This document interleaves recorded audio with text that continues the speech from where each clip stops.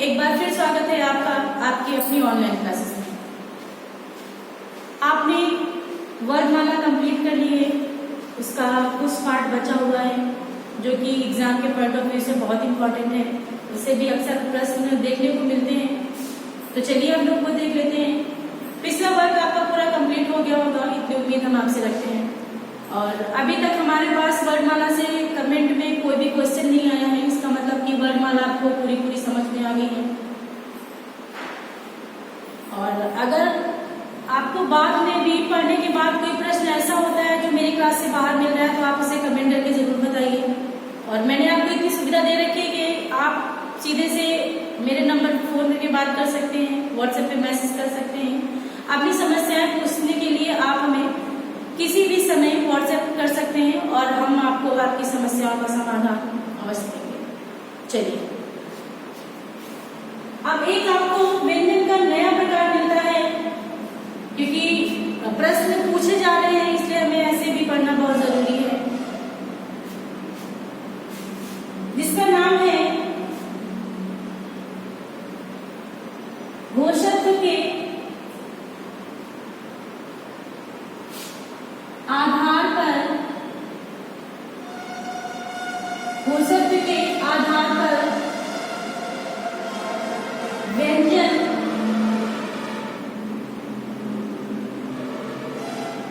के प्रकार। क्या नाम है? घोषत्व के आधार पर व्यंजन के प्रकार। अब व्यंजन के प्रकार यहां पर दो है। पहला प्रकार है आपका अघोष व्यंजन,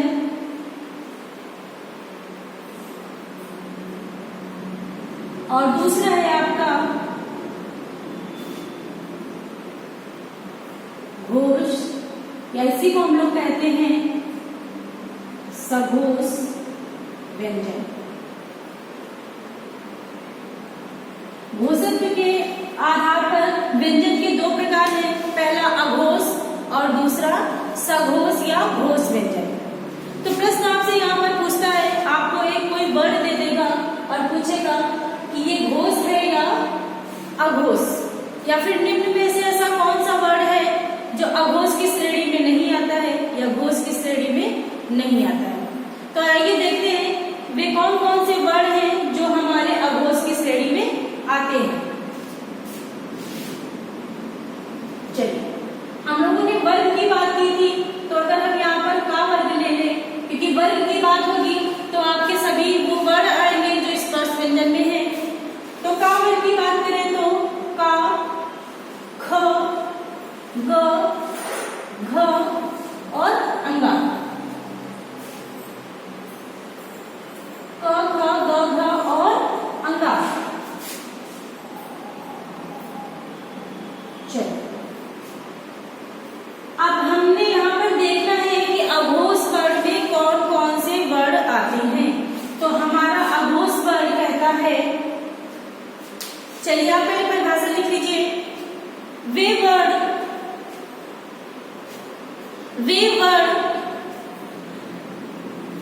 जिनको उच्चारित करने के लिए, वे वर्ड जिनको उच्चारित करने के लिए हमारी स्वर तंत्री में कम कंपन उत्पन्न होता है, कम कंपन उत्पन्न होता है, उन्हें हम अघोष वर्ड कहते हैं। उन्हें हम कौन सा वर्ड कहते हैं? अघोष वर्ड कहते हैं। एक तो प्रश्न आपका यहाँ से बनता है कि परिभाषा आपसे पूछ सकते हैं कि अघोष वर्ड क्या होते हैं और सघोष वर्ड क्या होते हैं।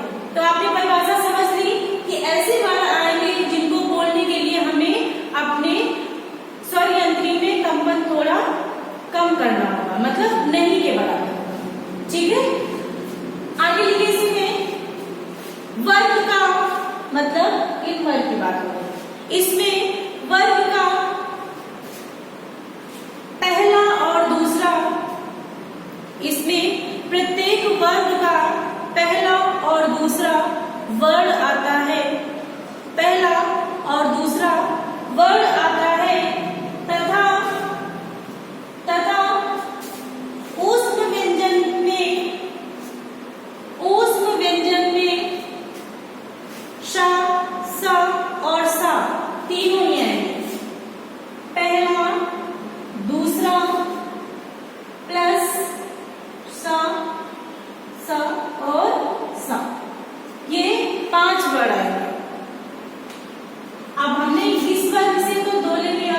अभी हमारे पास बाकी कौन सा है? चा वर्ग, टा वर्ग, ता वर्ग और पा। समझ में आपको आ गया? इन्होंने कहा कि हमें प्रत्येक वर्ग का पहला और दूसरा लेना है। मतलब का वर्ग से हमने क खा ले लिया, चा वर्ग से हमने चा और छा ले लिया, टा वर्ग से टा और ठा, ता वर्ग से ता और था, पा वर्ग से पा और फा। प्रत्येक वर्ग का पहला और दूसरा प्लस उसके तीनों सा लेने हैं। और ये वर्ण आपको कहीं भी दिखेंगे तो ये कौन से वर्ण होंगे? अघोष वर्ण। ठीक है, इतना समझ में आ गया आपको? चलिए अब हम लोग देखते हैं कि घोष व्यंजन या वर्ण क्या होते हैं। तो इसकी भी परिभाषा लिख लीजिए। घोष व्यंजन, घोष व्यंजन वे वर्ण होते हैं जिनको उच्चारित करने के लिए, घोष व्यंजन वे वर्ण होते हैं जिनको उच्चारित करने के लिए हमारी स्वर तंत्री में अधिक कंपन उत्पन्न होता है। अधिक कंपन उत्पन्न होता है, उन्हें हम लोग घोष या सघोष व्यंजन कहते हैं। अब देखते हैं इसमें कौन कौन से व्यंजन आते हैं। अब हमने यहाँ पे देखा का वर्ग में पहला और दूसरा तो हमारा अघोष के पास चला गया, बचे कितने? आखिरी के 3। तो यह प्रत्येक वर्ग का, प्रत्येक वर्ग मतलब एक तो का वर्ग और आपके ये 4 वर्ग। प्रत्येक वर्ग का तीसरा, चौथा और 5वां वर्ण होता है। प्रत्येक वर्ग का तीसरा, चौथा और 5वां वर्ण होता है। साथ में आपके अंतस्थ व्यंजन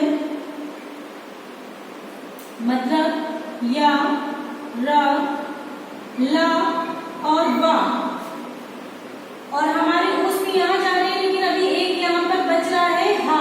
तो ये वाला हा उठाकर हमें घोष के साथ रखेंगे। चलिए स्क्रीनशॉट ले लीजिए इसका।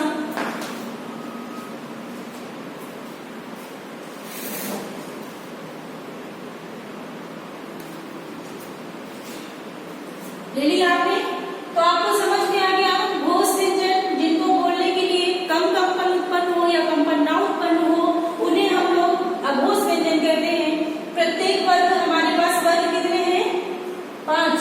प्रत्येक वर्ग का पहला, दूसरा, का वर्ग, चा वर्ग, टा वर्ग, ता वर्ग और पा वर्ग से पहला और दूसरा, उस व्यंजन के तीनों सा आपके अघोष भी आते हैं। और घोष की बात करें तो ऐसे वर्ण जिनको उच्चारित करने के लिए स्वर यंत्री में अधिक कंपन उत्पन्न होता है वो सघोष वर्ण कहते हैं, कहलाते हैं।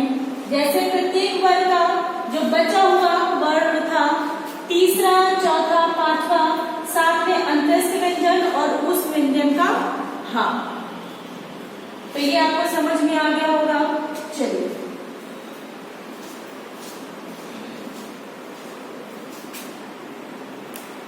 लिख ले, क्या करें? लिख लो। वो लिखा है हो रहा है मैम। चलिए कोई बात नहीं।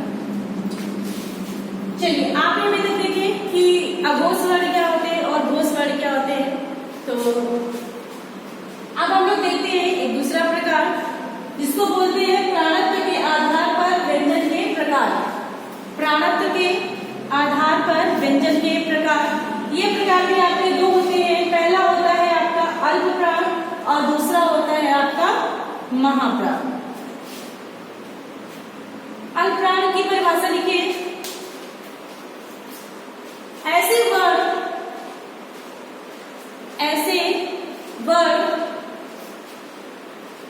जिनको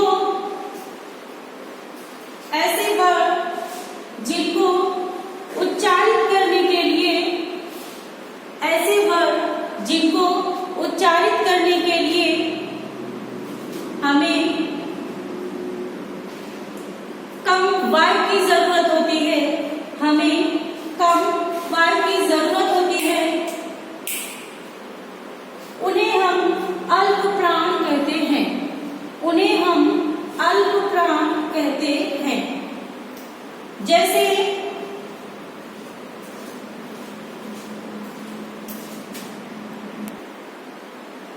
उन्हें हम अल्प प्राण कहते हैं। अब अल्प प्राण में आते कौन कौन से वर्ण है उनको हम देखते हैं। प्रत्येक वर्ग का, जैसे अब हमने किसी भी वर्ग को ले लिया, चा वर्ग ले लिया, है ना। पहले हमने लिया था का वर्ग, अब हमने लेना है यहाँ पर चा वर्ग, ताकि आपको समझ में आ जाए। चा, छा, जा, झा और न्या। इसमें प्रत्येक वर्ग का पहला, तीसरा और पांचवा वर्ग होता है। अल्प प्राण में प्रत्येक वर्ग का पहला, तीसरा और पांचवा वर्ग आएगा। इसी के साथ में हमारे अंतस्थ व्यंजन या, रा, ला और वा भी आएंगे। या, रा, ला और वा भी आएंगे। तो आपको समझ में आ गया होगा प्रारब्ध के आधार पर व्यंजन दो प्रकार के होते हैं। और इसी की जगह आपको एक और लिख के आ सकता है कि श्वास लेने के आधार पर, क्योंकि प्राण हमारे क्या होते हैं, श्वास ही तो होती है। श्वास गई और प्राण चले गए। तो अल्प प्राण जिनको बोलने के लिए हमें कम श्वास की जरूरत हो, उसमें प्रत्येक वर्ग का पहला, तीसरा, पांचवा वर्ग आएगा, साथ में आपके अंतस्थ व्यंजन आएंगे। ना समझ में आ गया आपको? चलिए अब हम लोग देखते हैं महाप्राण क्या होते हैं। तो परिभाषा लिख लीजिए आप पहले। देखिए, वे वर्ग जिनको उच्चारित करने के लिए, वे वर्ग जिनको उच्चारित करने के लिए हमें अधिक वायु की जरूरत पड़ती है। हमें अधिक वायु की जरूरत पड़ती है। वे वर्ग महाप्राण वर्ण कहलाते हैं या महाप्राण व्यंजन कहलाते हैं। अब हमने देखना है यहाँ पर कि ये जो हमारे स्पर्श व्यंजन थे, इन्हीं में हमें दोनों प्राण देखते हैं। तो आपने पहले भी देखा, पहला, तीसरा और पांचवा वर्ण आ रहा है। तो महाप्राण में हम लोग लिखेंगे प्रत्येक वर्ग का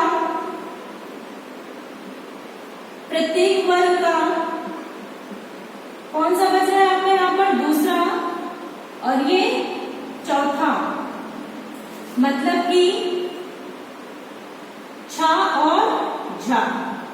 साथ में उस व्यंजन के सभी वर्ण, साथ में उस व्यंजन के सभी वर्ण।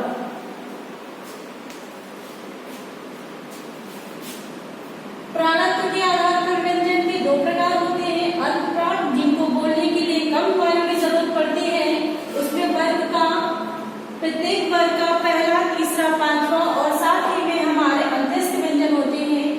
दूसरा प्रकार देखें हम तो महाप्राण कहलाता है। महाप्राण में ऐसे वर्ण आते हैं जिनको बोलने के लिए हमें ज्यादा प्राण की जरूरत पड़ती है, मतलब ज्यादा श्वास की जरूरत पड़ती है।